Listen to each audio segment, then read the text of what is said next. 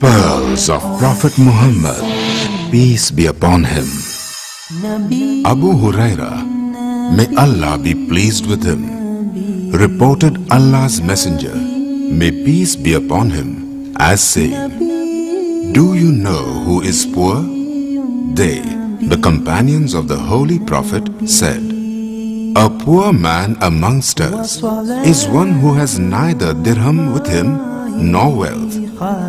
He, the Holy Prophet, may peace be upon him, said, "The poor of my ummah would be he who would come on the day of resurrection with prayers and fasts and zakat, but he would find himself bankrupt on that day, as he would have exhausted his funds of virtues, since he hurled abuses upon others, brought calumny against others, and unlawfully consumed the wealth of others, and shed the blood of others, and beat others, and his virtues would be credited to the account of one who suffered at his hand.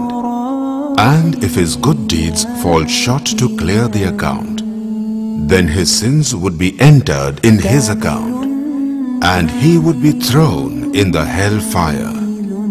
Sahih Muslim, Volume 4, Book of Piety, Hadith number 6251.